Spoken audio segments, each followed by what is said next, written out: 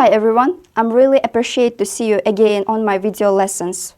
Today we will look at special grammar point, modal verbs, polite requests and offers.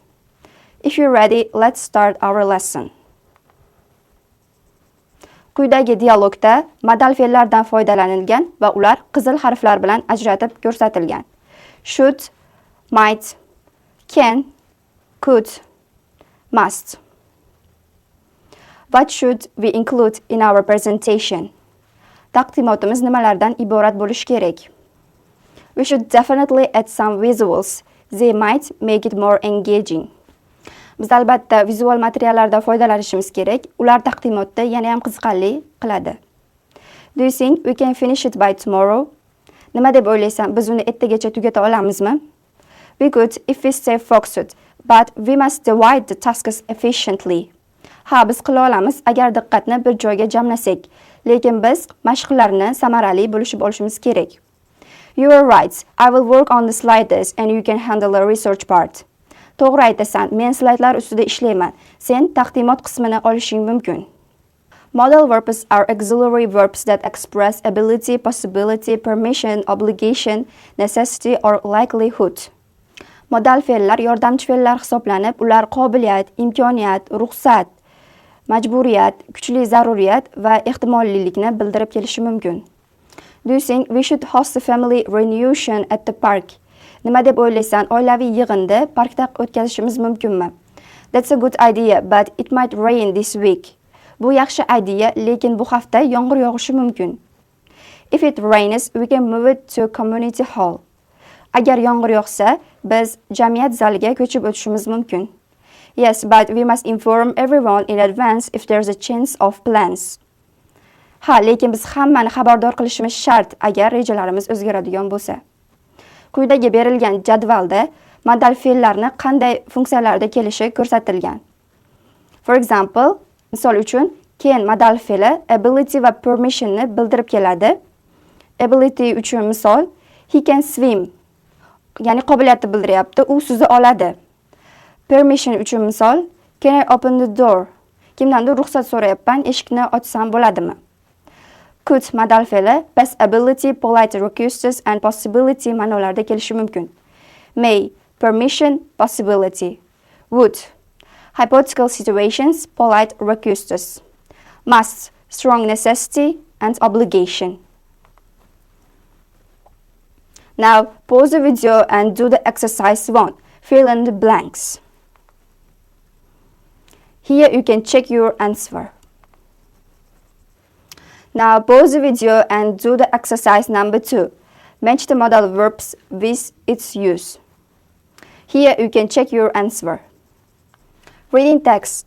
In today's lesson, we have several reading parts. Let's read them and translate them. Reading passage 1. Planning a trip. Sayohatni reja qilish. Lucy and her brother Tom were discussing their weekend plans. Lucy va uning ukasi Tom hafta oxiridagi rejalarini muhokama qilayotgan edi. We could visit the new art gallery downtown, Lucy suggested. Biz shahar markazidagi yangi san'at galereyasiga borishimiz mumkin. Lucy taklif bildirdi. But it might be crowded on Saturday, Tom replied. Lekin shanba kunlari u yer gavjum bo'lishi mumkin. You should check online to see if we need tickets, he added. Online tekshirib ko'rishing mumkin agar bizga biletlar kerak yoki kerak emasligini. Lucy nodded and said, we must leave early if we want to get good seats at the cafe afterward. Lucy javob berdi. Biz ertaroq ketishimiz kerak agar kafeda yaxshi joy olishimiz uchun. Tom smiled and replied, that sounds like a great plan. That sounds like a great plan. That sounds like a great plan. Hopefully we will have a relaxing day. Bu juda ham zo'r rejaga o'xshayapti. Umid qilamanki, bizda maroqli va tinch dam olish kuni bo'lib o'tadi. Reading passage number 2. At the doctor's office. Shifokor qabulida. James visited his doctor because of persistent cough.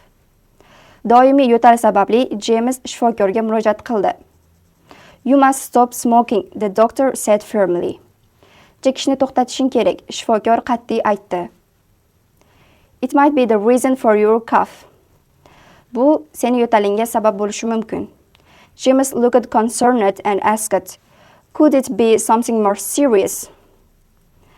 Bu yana ham jiddiy narsa bo'lishi mumkinmi? James so'radi. The doctor shook her head. It's unlikely, but we should do some tests to be sure.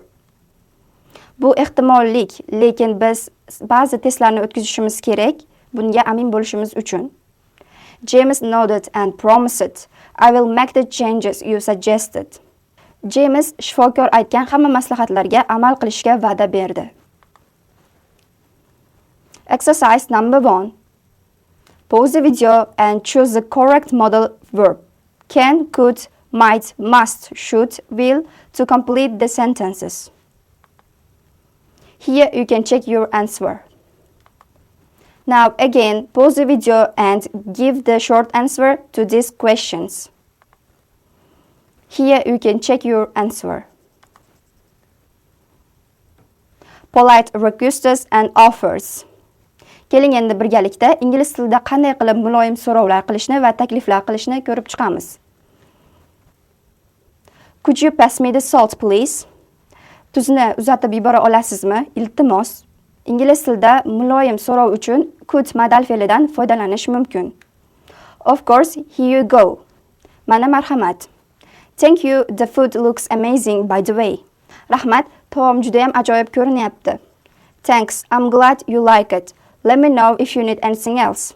Rahmat, yoqtirganingizdan xursandman. Agar yana biron nima kerak bo'lsa, menga aytishingiz mumkin. Exercise number 1. Pause the video and fill in the blanks. Here you can check your answer. Here another reading passage. Let's read and translate. Emma was hosting a small dinner party for her friends. Emma do'stlari uchun kichkina bazm o'tkazayotgan edi. As they sat down to eat, Emma asked, would you like a glass of wine or some water? Ular yeyish uchun o'tirganda Emma ulardan nima ichishni xohlashini so'radi.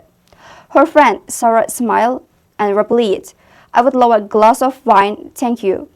Uning do'sti Sara kuldi va javob berdi. Men bir qadah sharob ichishni xohlayman, rahmat. Emma looked at others. Emma boshqalarga qaradi. Shall I pass the bread basket around? She asked. Non savatini uzatib yuboraymi? U so'radi. Tom nodded and said, yes please. Could you also pass the butter? Tom aytdi, ha, iltimos. Sariyog'ni ham uzata olasizmi? Emma handed him the butter with a smile. Emma unga sariyog'ni tabassum bilan berdi. Later, Sarah noticed Emma carrying a stack of dishes to the kitchen. Birozdan so'ng Sara Emmani idishlarni oshxonaga olib ketayotganini sezib qoldi. Can I help you with this? She offered. Senga yordam bera olamanmi? U taklif qildi. Emma hesitated for a moment, but then said, that would be great, thank you.